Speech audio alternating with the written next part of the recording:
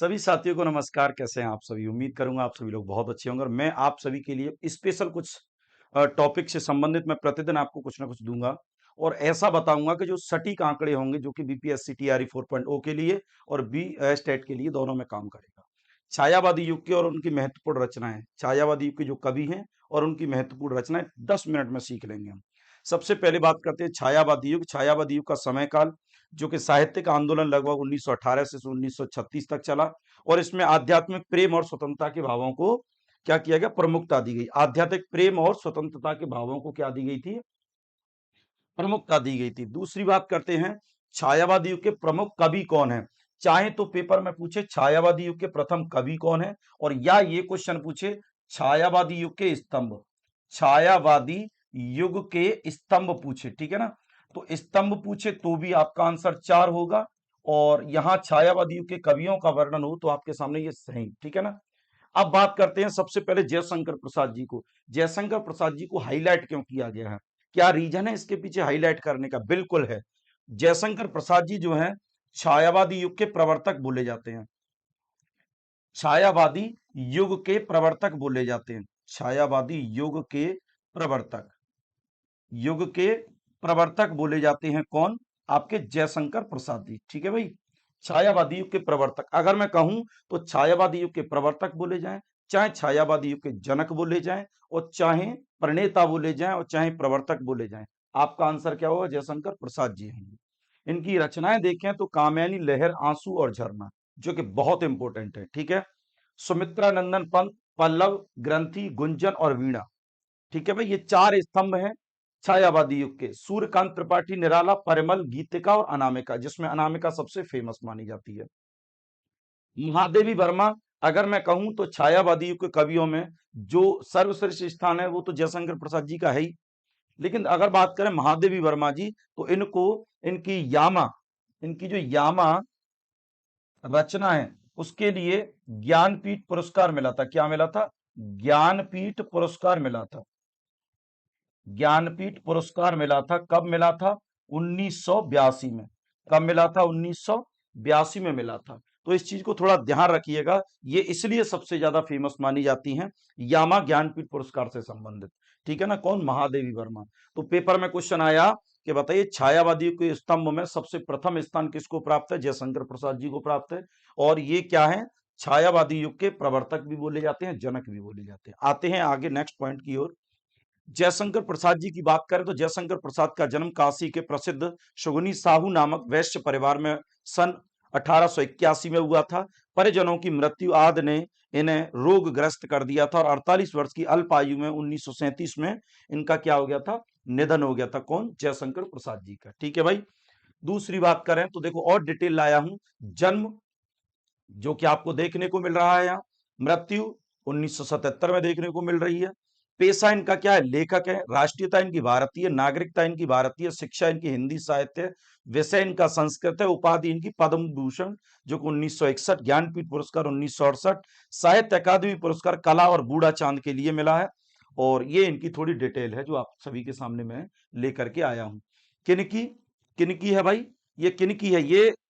ये किनकी डेट है? ये तो बता दो मुझे, ये किसकी है? ये तो मैंने जयशंकर प्रसाद जी की बताई, ये तो मैंने जयशंकर प्रसाद जी की बता दी आपको। अब ये किसकी है? ये किसकी है? तो ये आपके सुमित्रानंदन पंत जी की है। किनकी है? उसी सीरीज से लाया हूं मैं, उसी सीरीज से लाया हूं जो इस सीरीज में है। सुमित्रानंदन पंत क्या है? सुमित्रानंदन पंत। इनका जन्म 20 मई 1900 कौसाली उत्तर प्रदेश प्रांत ब्रिटिश राज में हुआ। मृत्यु इनकी 28 दिसंबर 1977 में हुई थी। कब? 28 दिसंबर 1977 में हुई थी। कहां? इलाहाबाद उत्तर प्रदेश भारत में जो है। और इनका पेशा क्या है? सुमित्रा नंदन पंत जी का ये लेखक। राष्ट्रीयता इनकी इंडियन थी, भारतीय थे। नागरिकता भी भारतीय थी। शिक्षा इनकी हिंदी साहित्य से थी।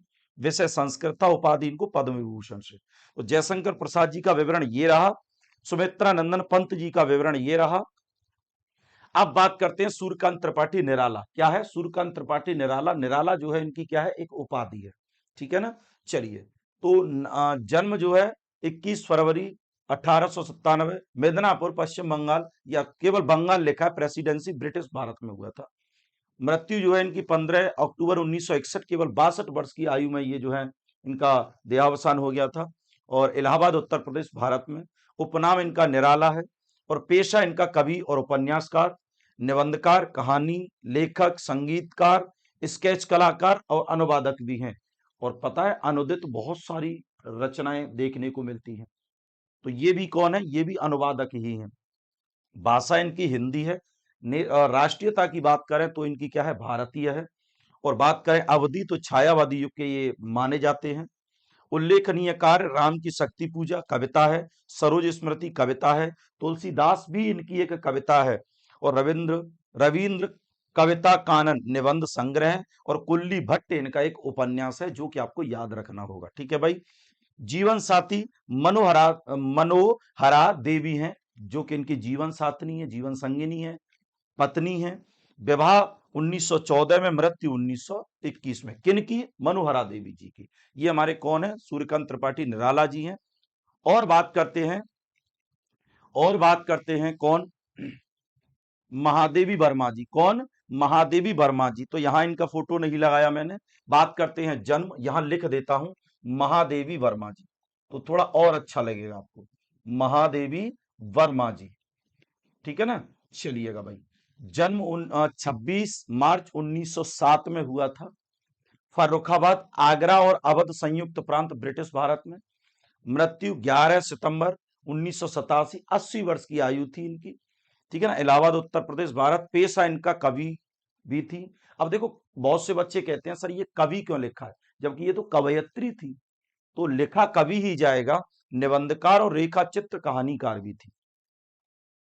इलाहाबाद विश्वविद्यालय में इन्होंने अपना शिक्षा दीक्षा। साहित्यिक आंदोलन अगर देखें तो छायावादी युग।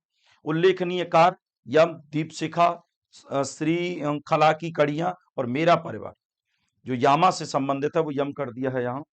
इसके बाद बात करें उल्लेखनीय पुरस्कार 1956 पद्म विभूषण, 1982 ज्ञानपीठ पुरस्कार जो मैंने भी बताया था यामा के लिए, और 1988 पद्म विभूषण से सम्मानित। ठीक है ना। और जीवन साथी की बात करें तो विकास नारायण सिंह इनके पति जीवन साथी थे। ठीक है भाई। तो ये हमने क्या सीखा आज के विषय में? ये हमने सीखा पूर्ण रूप से चित्रित तू है, चित्रित तू मैं हूं रेखा क्रम, ये इनकी एक पंक्ति है। मधुर राग तू मैं स्वर संगम, तू आसीम में सीमा का भ्रम, और काया छाया में रहस्य में। प्रेयसी प्रियतम का अभिनय क्या, तुम मुझ में प्रिय फिर परिचय क्या। ये किसकी पंक्ति है? ये महादेवी वर्मा जी की पंक्ति है। तो प्यारे सभी दोस्तों से मेरा निवेदन है, बताएंगे कमेंट करके ये जो पॉइंट है ये आप सभी को कैसा लगा। और आप सभी को मैं बताना चाहूंगा कि आप सभी के लिए प्रतिदिन, आप सभी के लिए अगर ऐसे फैक्ट जानने हैं तो प्रतिदिन सुबह